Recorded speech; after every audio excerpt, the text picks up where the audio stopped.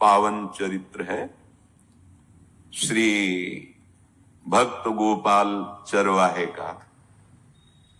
पहले ऐसा हुआ करता था कि सबकी गायें जैसे चराए तो सब लोग अन्न आदि जो है उसके घर भिजवा देते थे और गायें छोड़ देते थे।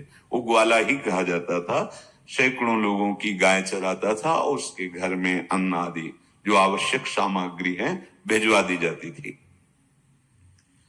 ना तो एक अक्षर वो पढ़ा लिखा था और ना कभी उसने भगवान का नाम या कोई चर्चा सुनी थी। उसके कोई परमार्थ से संबंध ही नहीं था। बस गाय चराते थे, जंगल में रहते थे, पत्नी भोजन पहुंचा देती थी और परिवार चलाने के लिए गांव के लोग दे देते थे अन्न, क्योंकि सबकी गाय चराते थे। ना तो उसको किसी धर्म का ज्ञान था, ना किसी साधना का ज्ञान था। एक दिन देखा जंगल से एक मंडली जा रही संतों के। ओ श्री राम जय राम जय जय राम, श्री राम जय राम, ऐसे कीर्तन। संत जन पहले मंडली बना के चलते थे तो नाम कीर्तन पद कीर्तन ऐसे। उसको बड़ा आनंद आया। उसको लगा कि इतने झूम झूम कर संत जन गा रहे हैं, किसी से बात नहीं की, पकड़ लिया। अब पूरा तो नहीं, बस उतना राम राम राम राम ऐसे करने लगा। देखो कई बार कहा है यदि आप बिना गुरु मंत्र के भी नाम जप करेंगे तो नाम जप आपको गुरु तक पहुंचा देगा, क्योंकि गुरु प्रदत्त नाम भगवत साक्षात्कार कराता है। 50 वर्ष की अवस्था लगभग हो गई थी। कभी कोई तीर्थ याटन, धर्म कार्य, शास्त्र स्वाध्याय, सत्संग कुछ नहीं। देखो कृपा, विश्वास। अब वो अलौकिक ढंग से नाम में मिठास लगने लगी उसको। तो जोर जोर से कभी कभी नाच पड़ता, चरवाहा है ना, गाता। तो और जो लोग थे उसका उपहास करते, अरे नरक में भी ठौर नहीं मिलेगी, जिंदगी में कुछ पुण्य नहीं किया। ये ऐसे लोग बहुत उपहास करने वाले। ऐसे करने से क्या मिलेगा, नाम से कुछ हो जाएगा। उसने कहा हमने तो कभी सोचा ही नहीं कि कुछ होगा, हम तो ऐसे ही गा रहे हैं। पर ये लोग उपहास कर रहे हैं, क्या गलत है क्या ऐसा गाना? जब तक दृढ़ ज्ञान नहीं होता तब तक माया फिसला सकती है। उसने कहा कि हम किसी लाभ के लिए, बैकुंठ जाने के लिए या कोई लाभ के लिए नहीं जपते, हमें तो अच्छा लगा, वो गा रहे थे संत जन तो हम गाने लगे। क्या सही में आप लोग समझते हैं कि ये गलत है? उनका तुम मूर्ख हो, तुम्हारी क्या समझ में आए? और उपहास करते उसका। उसके मन में एक बात आई, कोई ये प्रमाण दे दे मुझे कि ये जो मैं संतों के मुख से सुना नाम, ये परम सत्य है, ये परम सुखकारी है और इससे क्या वैकुंठ मिल जाएगा? कोई तो मिले मुझे। और जब किसी के हृदय में ऐसी आकांक्षा होती है तो वही मिल जाते हैं जो सबके हृदय की जानते हैं। एक दिन उसने देखा जब लोग दिल्ली की हंसी मजाक कर रहे थे, उसी समय एक लंगोटी पहने हुए, हाथ में कमंडल और दंड धारण किए हुए कोई वीतराग परमहंस दौड़ा, चरणों में गिर गया। महाराज महाराज, बस एक बात आप बता दीजिए, जो हम राम राम कह रहे हैं, ये लोग उपहास करते हैं, क्या इससे हमारा कल्याण हो जाएगा, वैकुंठ मिल जाएगा? तो उन्होंने कहा बेटा ये बहुत मंगल में भगवान का नाम है, पर हमें लगता है कि तुम्हें गुरुदेव की आवश्यकता है। यदि तुम गुरु कृपा पात्र बन जाओ तो इन उपहास करने वालों की बातें तुम्हारे मन में नहीं लगेंगी और निश्चित तुम्हें भगवत साक्षात्कार हो जाएगा। तुम्हें पैर पकड़ लिया और कहा महाराज आप ही गुरु बन जाओ ना हमारे, आप ही हमें मंत्र दे दो। तो उन्होंने कहा हम तो तीर्थ यात्रा में हैं, ऐसा हम नहीं कर सकते, पर यदि तुम भगवान से प्रार्थना करोगे तो तुम्हारे कल्याण के लिए सदगुरु प्राप्त हो जाएगा। इसलिए जैसे कोई पूछते किसको सदगुरु बनाऊं, तुम कहते किसी को नहीं, पहले भगवान को मानो, श्री हरि को, जगत गुरु श्री कृष्ण को, फिर उनसे प्रार्थना करो कि यदि आप आवश्यक समझते हो कि सदगुरु के रूप में आप आकर के हमारा कल्याण करेंगे तो मुझे पहुंचा दो या आप स्वयं आ जाओ। मैं नहीं खोज कर पाऊंगा, मेरी वो दृष्टि नहीं है कि मैं किसी महापुरुष को पहचान सकूं। मैं तुमसे सत्य कहता हूं, सदगुरु की जो शरण में हो गया तो उसके जीवन नौका की डांट सदगुरु अपने हाथ में ले लेते हैं। फिर उसको कोई भय, कोई उपहास, कोई लज्जा नहीं सताती। वो सुख पूर्वक इस दुखद अपार संसार समुद्र से पार हो जाता है। पर बेटा, तेरे ऊपर भगवान की बड़ी कृपा है, क्योंकि तू संतों को मानता है। तू मेरी बात पर विश्वास कर ले, अंदर से तू एकांत में रो, तुझे सदगुरु मिल जाएंगे। अब ऐसा कहकर वो अपने राह में चले तीर्थ यात्रा के लिए। अब वो खोजता, एकांत में बैठकर देखता। कभी कभी वो पेड़ पे चढ़ जाता कि कोई संत तो नहीं आ रहे हैं। अब उसके लिए वहां भोजन पहुंच जाता, पाता, गाय देखता और बस खोज करता कि सदगुरु आ जाए, सदगुरु आ जाए। बहुत समय व्यतीत हुआ, पर उसका विश्वास नहीं टूटा कि संत ने कहा था कि तुम भावना करो कि सदगुरु आ जाएंगे। भगवान सदगुरु बन करके आ गए। वही है सदगुरु। देखा सामने से बड़े तेजस्वी महात्मा बड़े तीव्र गति से आ रहे हैं। वो दौड़ा, गुरुदेव गुरुदेव, चरणों में लौट गया। चरणों में जे ही गिरा तो एक बिजली सी दौड़ी उसके हृदय में। अब बात बन गई, गुरु मिल गए। वो खड़े हो गए। देखते ही सात्विक भाव उत्पन्न हो रहा है, आंसू निकलने लगे। देखते ही मन में आया कि जो संत कह रहे थे सदगुरु मिल जाएंगे, यही हमारे सदगुरु हैं। हृदय में उत्साह, आतुर आवाज, प्रभु मुझे भवसागर से पार करने वाला गुरु मंत्र दे दो। ऐसे थोड़ी दीक्षा दी जाती कि गली चलते दी जाए। दूंगा, जा पहले स्नान करके आ, फिर एकांत स्थान में बैठेंगे, फिर तेरे को उपदेश देंगे। बोला महाराज, मैं जंगली आदमी हूं, गाय चराता हूं, हमारा घर बार से कोई आना जाना नहीं, यही भोजन आ जाता है। संत ने कहा अच्छा स्नान करो। स्नान करके आए। एक पेड़ के नीचे, भाई मैं तुझे कुछ नियम दूंगा, कुछ शर्त। तो महाराज गंवार आदमी, ना हम आपका कोई नियम पालन कर पाएंगे, ना कोई व्रत पालन कर पाएंगे, ना कोई साधना कर पाएंगे। आप देख लो हमारी हालत। 50 साल का हूं, पढ़ा लिखा बिल्कुल नहीं, कोई धर्म कर्म नहीं जानता, गाय चराता हूं। मुझसे बहुत बातें नहीं सदेंगी। अगर एक कोई बात बता दो तो प्रण करता हूं जिंदगी में प्राण त्याग सकता हूं, पर एक बात, कोई एक नियम कोई दे दो। हमें बहुत नियम तो नहीं समझ में आएंगे, एक कोई बात बता दो कि ऐसा कर लेना और मंत्र जपना, तो हम प्राण त्याग सकते, पर आपकी आज्ञा उल्लंघन पर बहुत हम बातें नहीं मान पाएंगे, क्योंकि हमारे इतना ज्ञान नहीं है।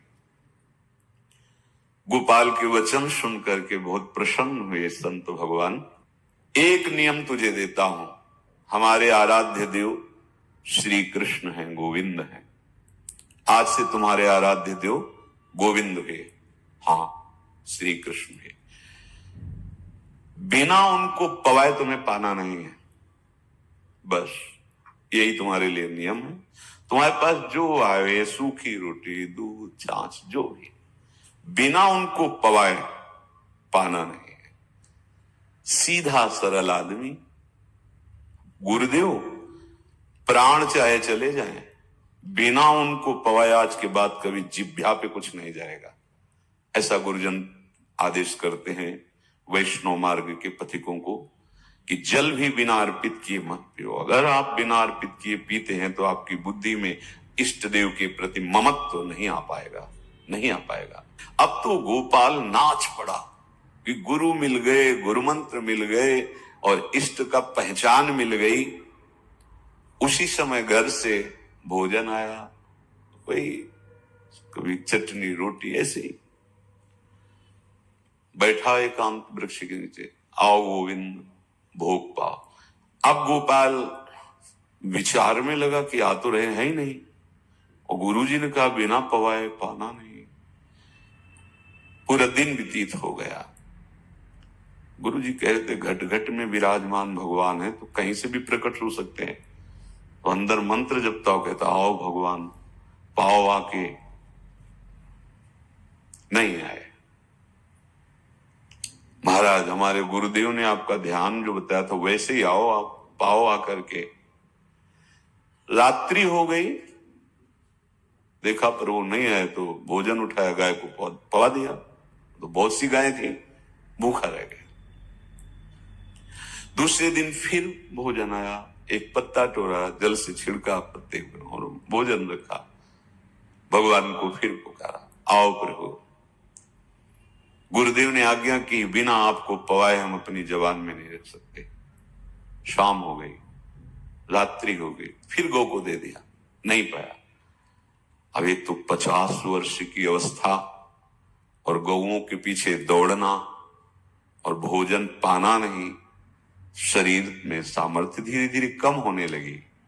तीसरा दिन, चौथा दिन, पांचवा दिन, छठा दिन, सातवां दिन, दीनानाथ प्राण चाहे निकल जाए, हम गुरु की आज्ञा नहीं तोड़ सकते।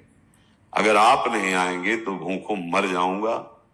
पर हम ये बात देखो, ये बात चरवाहा है, कोई साधना पूर्व की नहीं। गौ सेवा के प्रताप से उससे संतों में प्रीति हो गई, नाम की कृपा से गुरु, गुरु की कृपा से नामी की प्राप्ति की चाह। ऐसे कई दिन व्यतीत होते गए, अस्थि मात्र होए रहे शरीरा। पूछते कि क्या बात है, भोजन तो हम रोज लाते हैं, आप रोज लेते हैं, क्या पाते नहीं? आपका विषय नहीं। शिक्षा मिलती है यहां, अपने गुरु उपदिष्ट साधन को किसी से बताना नहीं चाहिए। गुरु उपदिष्ट साधन जब तक सिद्धावस्था ना पहुंच जाए तब तक गुप्त रखा जाता है। जो जैसे आप सत्संग सुन रहे हो, इसमें कोई वचन आपको लगा, पकड़ लिया, अब वो जीवन में तभी बोलना है जब उसका प्रभाव हमारे जीवन में आ जाए। नहीं ऐसे नहीं बोलना, नहीं तो निकल जाएगा। और अगर रोक लिया तो मंथन करेगा अंदर और आपको उसमें स्थित कर देगा। एक भी शब्द नहीं बताया कि हमारी गुरु दीक्षा हो गई, गुरु जी ने कहा था पवा के पाना, और इतने दिन हो गए भगवान तो आ नहीं रहे, इसीलिए हम पा नहीं रहे, तो हमारी ये दशा है। देखो आज का समय ऐसा है कि प्रगट में सब इंद्रियों के पोषण की व्यवस्थाएं भगवान दी, चाहे गृहस्थ हो चाहे विरक्त हो, लेकिन क्या हमारे अंदर निष्ठा है ऐसी? सबरी जी जब उनके गुरुदेव पधारने लगे तो चरणों में रो के गिरी कि प्रभु इस पूरे विश्व में मुझ अधम को सिर्फ आप ही प्यार करने वाले, आप ही ने दुलार करके मुझे रखा, नहीं सब जगह ठोकर मिलती, कोई भी संत महात्मा हमारी तरफ देखना नहीं चाहते, और प्रभु आप जा रहे हो, आप कैसे जीवन जानते हो? क्या कहा, हम तो भजन के प्रभाव से भगवान के धाम जा रहे हैं। बेटा भगवान स्वयं चलकर तुम्हारे पास आएंगे। सबरी जी बहुत वर्षों तक कभी गुरु के वचनों पर अविश्वास नहीं हुआ, क्यों कहते थे भगवान आएंगे, रोज पावड़े डालती हूँ, सोहनी लगा के जल छिड़कती हूँ, रोज पे लगता है। फुसला तो नहीं दिया गुरु जी ने, नहीं, गुरु के वचन भगवान आएंगे।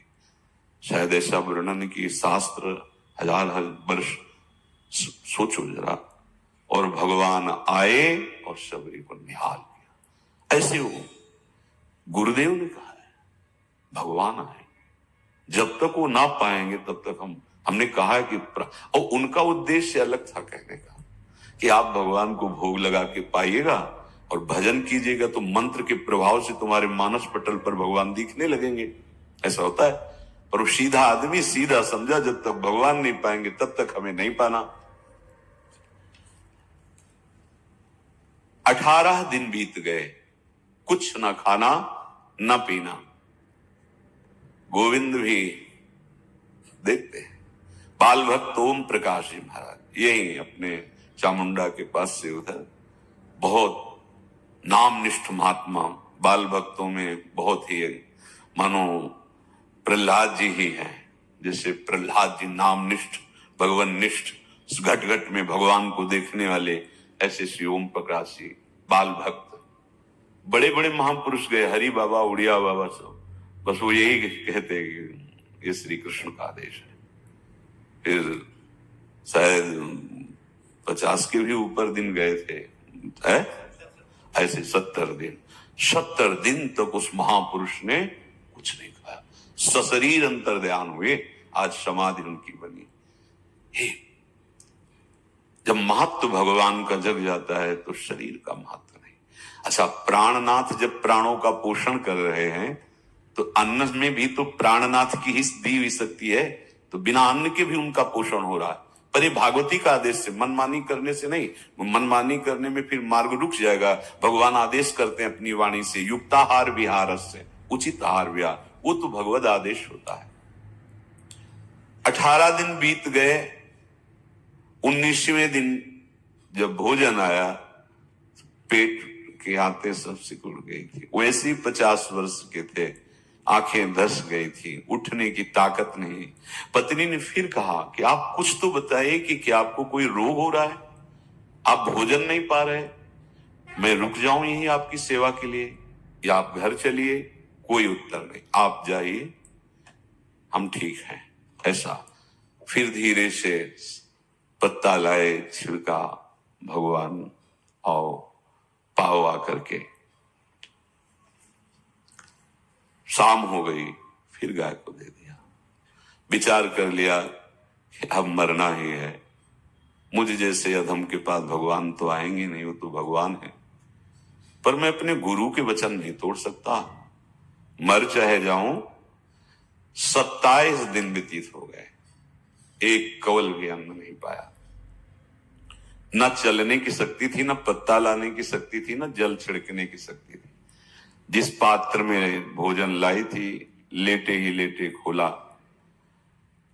और कहा, प्रभु मुझे पता है आप इस शरीर से नहीं मिलोगे, और आप जान लो मैं अपने गुरु की आज्ञा का उल्लंघन नहीं करूं। ये मतलब जितने महान हुए हैं सब निष्ठाओं में निष्ठावान हुए हैं।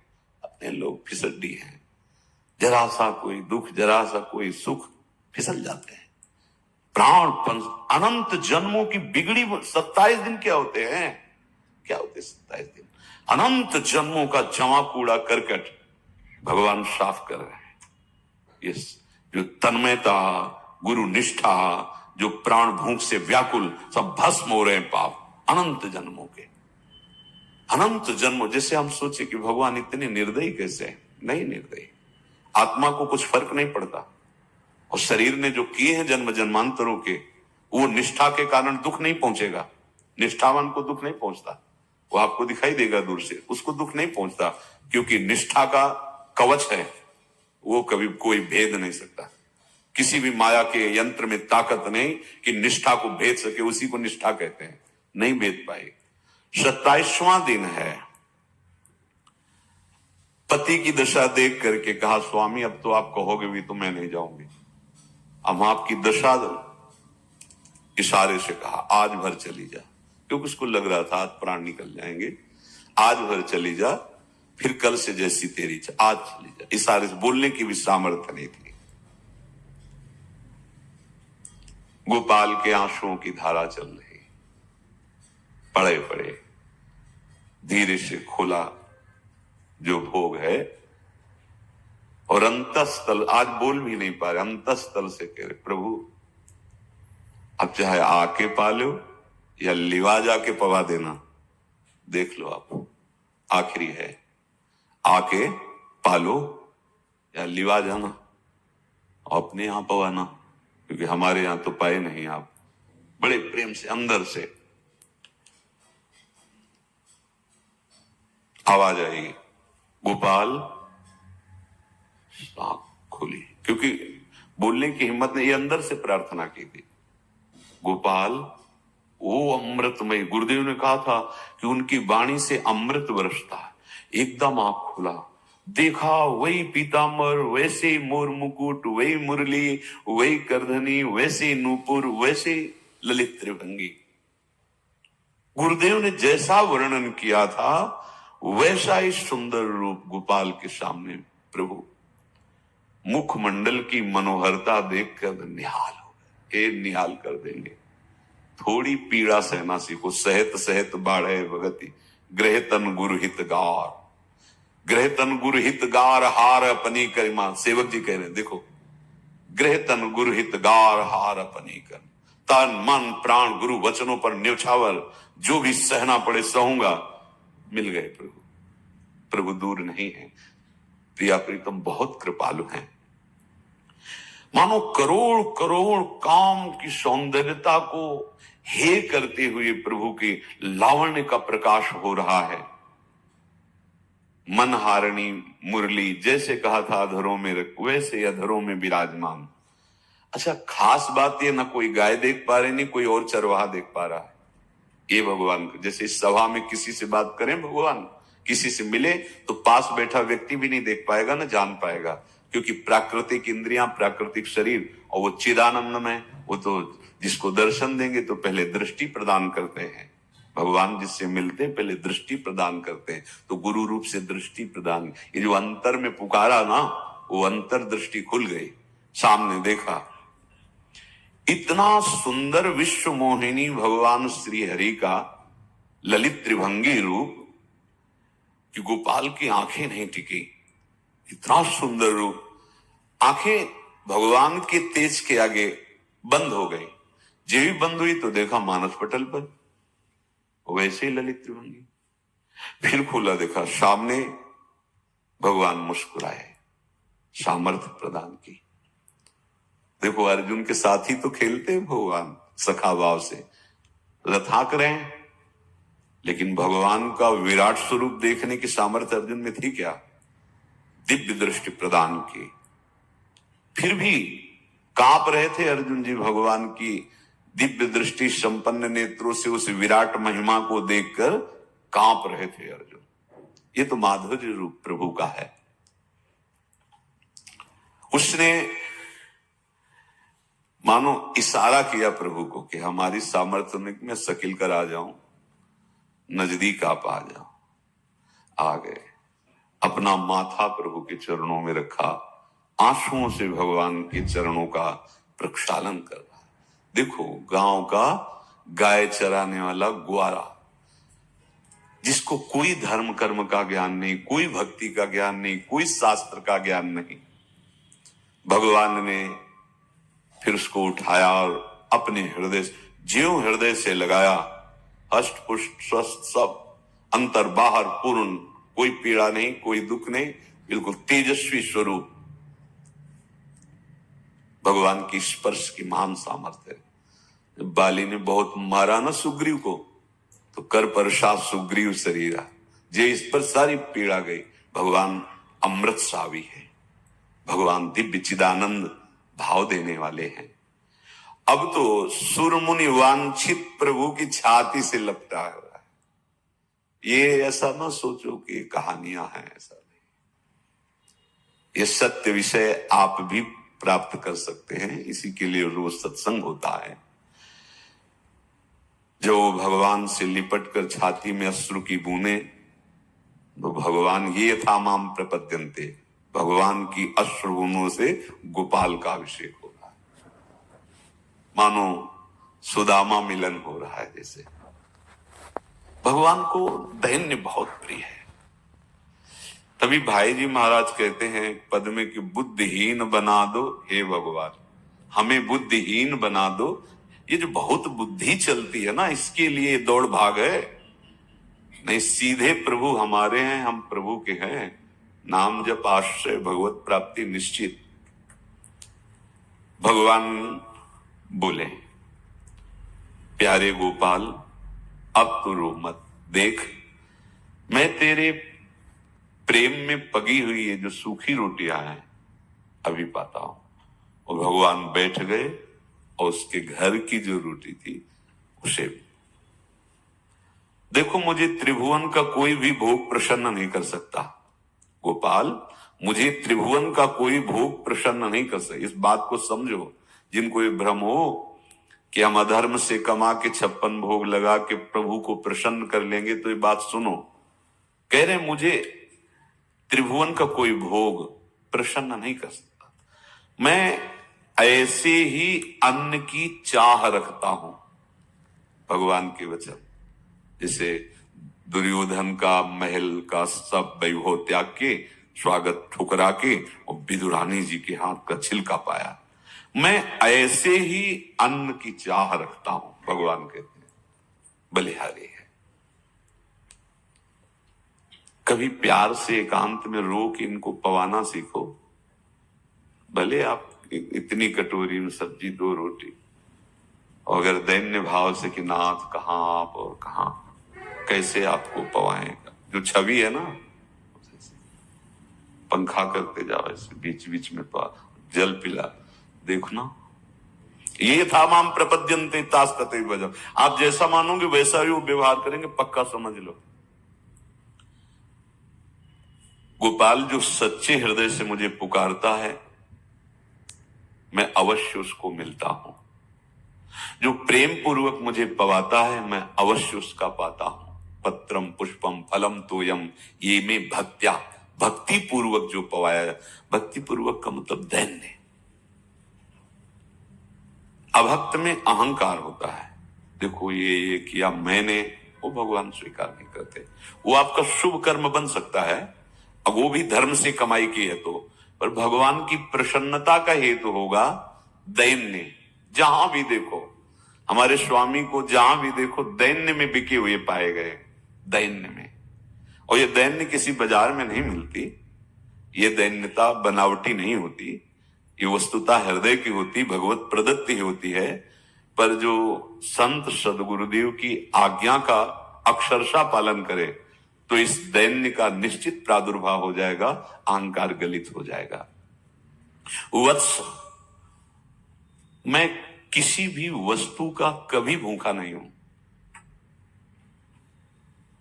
मानो गोपाल के बहाने से हमको समझा रहे हैं क्या चाहिए भगवान को, क्या चाहिए। कुछ भी कर लो, माना कि तुम तात्कालिक वर्तमान दुख को मिटा सकते हो, तात्कालिक, लेकिन संपूर्ण दुखों को मिटाने के लिए हरिनाम गरज रहा है, राधा नाम गरज रहा है। आपसे प्रार्थना है, समझो इस बात को। कलयुग केवल नाम आधारा। देखो, सुन के राम राम शुरू किया, मिल गए सिद्ध सदगुरुदेव, दे दिया मंत्र, बता दी निष्ठा, और मिल गए भगवान। और भगवान कह रहे हैं अब तेरे जीवन में कभी दुख का लेस नहीं रहेगा, तू अब घर जा, अब किसी की गाय चराने की जरूरत नहीं है, कुल परंपरागत तेरे लक्ष्मी बढ़ती रहेगी, तुझे कुछ करने की जरूरत नहीं। देखो, बड़े बड़े सोने के पहाड़ किसी सुनार ने बनाए क्या? प्रभु ने तो बनाया। भगवान हंसते हंसते समझ ही नहीं पाए और अंतर्धान हो गए। अभी गोपाल कुछ अपने मन भर के देख नहीं पाया था, कह नहीं पाया था, भगवान अंतर्धान हो गए। अब तो चिल्ला चिल्ला के रोने लगा और विवश होके आंख मूंदी तो देखा उसके मानस पटल पर छाए। अब तो राजी हो गया कि ये मेरे प्रभु ऐसी जगह विराजमान हो गए, कोई देख नहीं पाएगा, हम रोज बात करेंगे, रोज दर्शन करेंगे। नारायण या गौर श्याम को हृदय निकुंज बसइए। तो इसलिए धैर्य धारण करके, कितना भी कष्ट हो, अब पीछे मत हटो, फिसलो मत। माया अपने पार्षदों को भेजेगी। प्रभु का चिंतन छूटे वो कुछ भी स्वीकार नहीं। प्रभु का चिंतन होते हुए जो हो रहा है उनका सृष्टि का कार्य है, जो जो जिसको सेवा दे हो रहा है। हमारा प्रभु का आश्रय अगर बदला किसी व्यक्ति का आश्रय या किसी अन्य का आश्रय, बहुत घाटा हो जाएगा। अपने इस मन को देखते रहिए कि प्रभु को प्रथम नंबर में रखता है या द्वितीय नंबर में। हमें तो लगता है ये हो सकता है चौथे पांचवें नंबर पे रखता हो।